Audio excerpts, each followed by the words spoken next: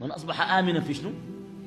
في سربه، معافا في بدنه، ضامنا قوت يومه، كأنما حيزت له الدنيا بحذافيرها.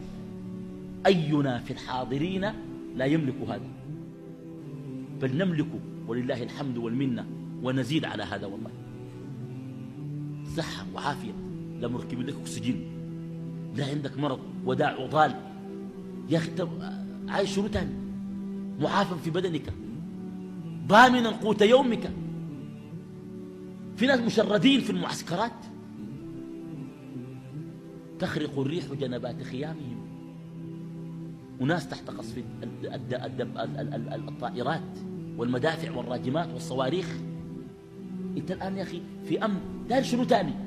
يحدثك رسولك الكريم صلى الله وسلم وبارك وأنعم عليه وعلى آله وسلم، يحدثك عن أساسيات في السعادة.